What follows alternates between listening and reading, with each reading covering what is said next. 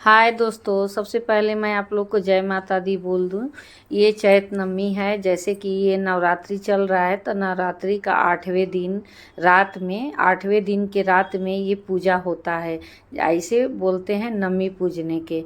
तो हम पूजा रूम में आ गई हूँ और ये चावल भिगो के रखे थे, उसे हल्दी डालकर पीस लिए हैं और कलश में जल भर दिए हैं और कलश पे भी ये चावल जो पीस के रखे हैं लगा दिए हैं। और ये थोड़ा सा बालू रखे हैं, उस पे इनका चौक पूरेंगे। इसी से चौक पुराता है इसमें। और उस पे हम कलश पानी से भर के रख देंगे और दीवार पे भी हाथों से थप्पा लगा देंगे। तो हम लगा दिए हैं और कलश में कई सारा चीज़ पड़ता है जो मैं अभी डालूंगी। तब और गाय के गोबर से गौरी गणेश बनता है। तो कलश पे 2 जगह बनता है और जब नीचे कलश के सामने एक बनता है। और पैसा पान सुपारी डाल देंगे, 7 लौंग डालेंगे। लौंग में फूल होना चाहिए, बिना फूल वाला नहीं। तो लौंग डाल देंगे और इसमें चना डाल देंगे। ये सब चीज़ पड़ता है कलश में। और गंगा जल डाल देंगे। तो ये सारे चीज़ डालने के बाद ना इसमें सिर्फ लौंग डाले हैं। इसमें वो भी होता है पंचमेवा, जैसे कि गड़ी छुहाड़ा और काजू किशमिश, मखाना लावा। तो मैं अभी भूल गई हूँ, थोड़ी देर बाद मैं डाल के आपको दिखाऊंगी।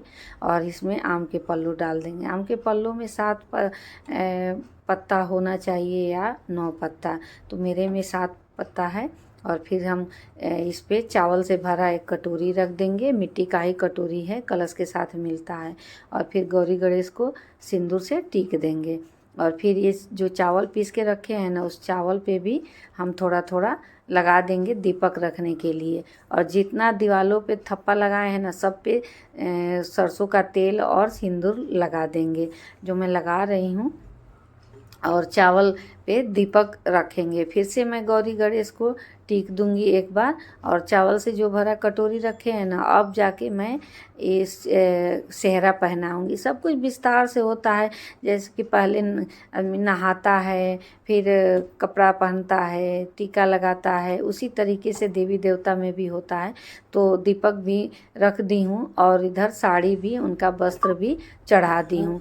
तो मेरा जो साड़ी है ना, डार्क कलर का था, तो मैं एक पीला रंग के ब्लाउज के पीस भी उसके साथ रख दी हूँ, जैसे कि साड़ी के ऊपर चद्दर रखा जाता है उस तरीके से। और दीपक जला दूंगी और चारों तरफ ना सिंदूर से टीका जाता है। तो मेरे सासू माँ जिस तरीके से करती थी वही मैं आपके साथ शेयर कर रही हूँ। हम लोग के घर इसी तरीके से आज नवरात्रि के रात में पूजा होता है, 8वें दिन के रात में। अब पूजा जब हम लोग करते हैं ना, तो अष्टमी रहता है जब कलश स्थापना करते हैं। और थोड़े देर में 1 घंटा बाद ना नवमी लग जाता है। तो उसमें हमेशा इस तरह से नहीं होता है, जैसे हर साल होता है ना, उस तरीके से ये पूजा होता है। तो इस बार 9 बजे तक अष्टमी था, उसके बाद से नवमी लग गया था। मेरे यहाँ तो बाबा जी यही बताए थे। तो उस तरीके से मैं 9 बजे तक कलश अपना स्थापित कर दूंगी और फूल चढ़ा दूंगी। सब कुछ जला दी हूँ और फिर से मैं फूल चढ़ा करके जल चढ़ाऊंगी। फिर ये हर एक चीज़ चढ़ाने के बाद जल ज़रूर चढ़ाया जाता है। जैसे कि नवरात्रि में कलश जब मेरा रखाता है ना, जो ठंडी वाली नवरात्रि आती है उसमें, तो बाबा जी यही बताते हैं। तो मैं भी वही करती हूँ। तो ये तो खुद से किया जाता है, तो वही मैं अकेली कर रही हूँ। और थोड़ा थोड़ा ही वीडियो ले पाई हूँ, पूरे विस्तार से नहीं ले पाई हूँ, क्योंकि अकेली हूँ। मेरा बेटा है छोटा, अभी सुनता नहीं है जल्दी, बदमाशी बहुत करता है वो। तो इधर उधर खेल रहा था, उसको खेलने में मन लगता है। उधर स्थापित करने के बाद कपूर धूप बत्ती सब जलाने के बाद मैं आ गई हूँ माँ के प्रसाद बनाने। तो इसके लिए हम लोग नया चूल्हा रखे हैं, सिर्फ और सिर्फ माँ का ही प्रसाद उस पर बनता है। तो दाल हम भिगो के 2-3 घंटा पहले रख दिए थे ना, तो बहुत ही जल्दी बॉयल हो जाता है।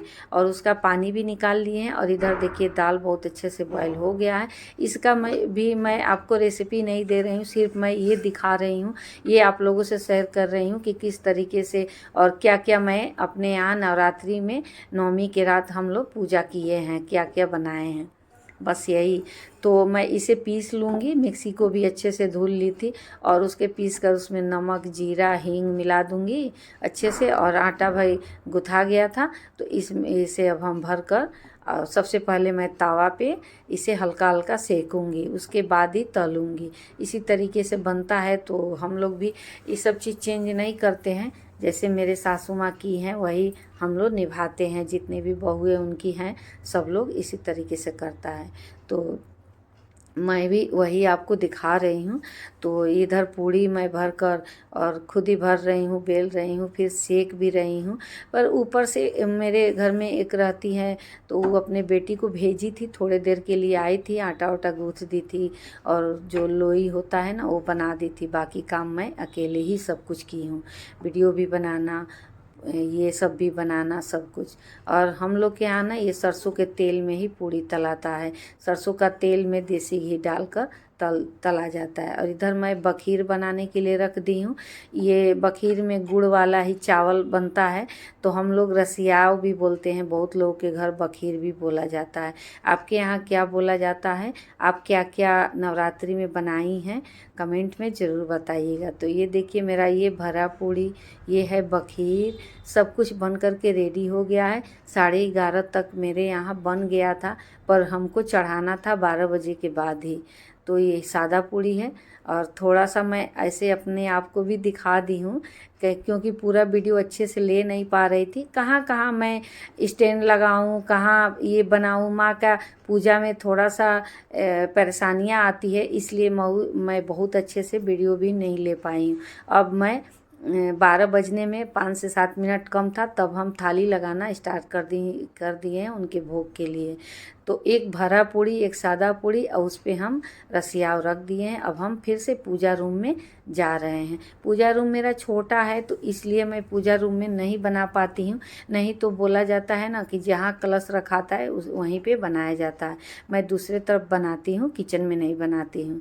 तो आ गई हूँ पूजा रूम में। और जो ये फूल वाली हार है ना, अब जाके मैं पहनाई हूँ, इसका भी वीडियो मिस हो गया है, नहीं ले पाई हूँ।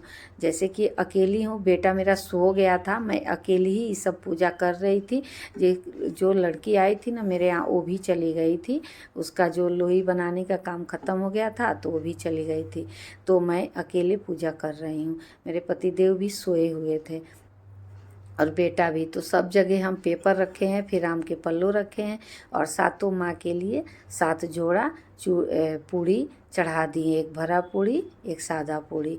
और सब पूड़ी के पास टीका जाता है, तो वो भी मैं थोड़ा थोड़ा ज़्यादा पूड़ी पे नहीं लगाया जाता है सिंदूर, तो इसलिए मैं पेपर पे ही और आम के पल्लू रखे थे उसी पे थोड़ा थोड़ा टीक दिए हैं।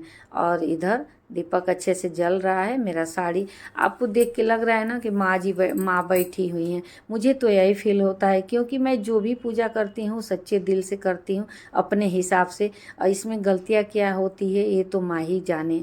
और ये मेरा पूजा हो गया है, मैं आरती भी कर ली हूँ। आरती काश की मैं आपको सुना पाती। और सब हो जाता है ना, उसके बाद से धार दिलाता है घर के बाहर। तो जो ये हो गया था करीब 12:15 से 20 मिनट हो गया था। तो हम अब लेके जा रहे हैं धार देने के लिए। एक हाथ में मोबाइल लिए हैं, एक हाथ में लोटिया लिए हैं।